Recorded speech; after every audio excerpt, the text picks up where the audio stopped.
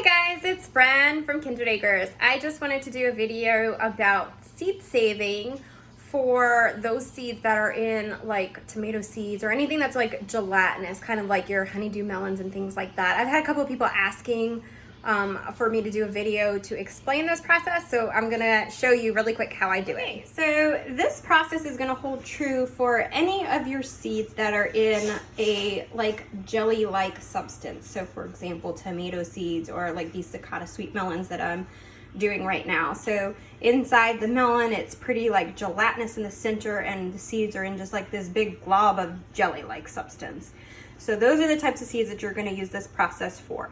So you're gonna put your seeds in a nice deep bowl or cup, and you're just gonna leave it, you're gonna cover it with like a flour sack towel or a clean dish rag, and you're just gonna leave it on your counter overnight.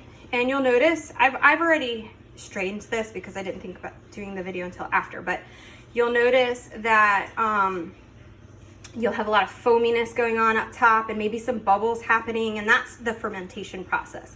You don't need to add anything to it. They ferment naturally on their own because all of the fruits have a natural lactobacillus on and in them, and the sugars that are in the jelly-like substance help the fermentation process. So just overnight is all you need. And then you'll notice that it has like a foamy top. So then what you're gonna do is you're going to get one of these cool little strainers. You'll strain everything out into these, pour it back in, and fill it up with water again. And that's the process, that's the step that I'm at right now. So I've already drained it, rinsed them off, poured them back into the bowl, and added more water. Now the seeds that are floating on top are the seeds that are no good. They were not quite ready, they're not going to germinate.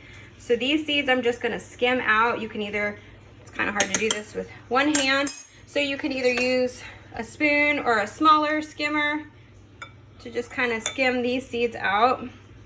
And I'm gonna dump those into my little compost bowl there.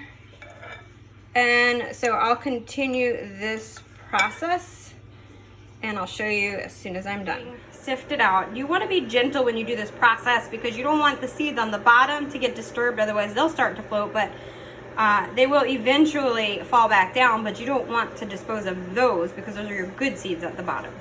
So now that I've scooped all the majority of the floaties, there's still a few pieces left here. It's really not that big a deal to get one or two. I mean, you can be as meticulous as you want to be, but it is kind of a little tedious. So what I'm gonna do now is go ahead and strain these really, really well. Strain them and rinse them really, really well. I use the kind of like this setting here through the strainer, which it's going to be hard for me to do with one hand. So maybe I can enlist Kalia to help be my videographer. Hang on. Alright, so we're going to go ahead and strain this out now. And get the water going. Get all those little seeds that like to stick in the bowl.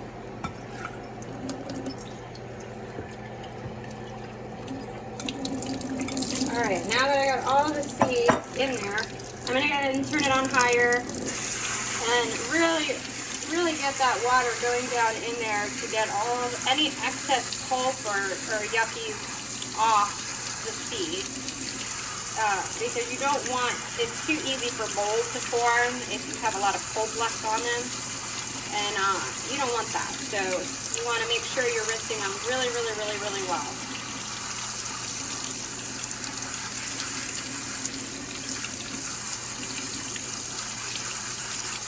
Okay, and now, so that's pretty good. I'm just going to give them a good shake here. And then I'm just going to set that in my bowl right there. I'll let that set for about 5 minutes or so just to drain any extra water that's on there. And then I'm going to spread them. Now, I prefer to use a clean flour sack towel or dish rag to dry them because I feel like when you use newspaper, they end up sticking to the newspaper, and then you're like peeling bits of paper off of it. You know, not that it matters if you're a home gardener because you can just totally put the paper in the ground too, but for somebody who sells seeds, you want your seeds to look nice and clean and neat. So a towel works just as well, and it actually helps dry them a lot faster. So I'll spread them single layered, nice and thin. You want them as spread apart as possible, not clumped up, because you want as much airflow as possible. And I'll set that on like a baker's rack. Let me show you what those are.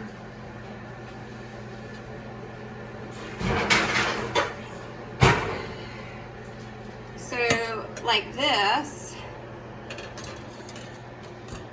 and I'll set my towel right on this, so it's off the counter, so it's got airflow underneath, and my towel will be right on top of this, and then I'll spread the seeds on top of that. And depending on how big the seeds are and how thick they are, like stuff like your beet seeds and your chard seeds, those are much bigger seeds, so they need to dry a lot longer. Your pumpkin seeds, things like that, those would need to dry for several weeks.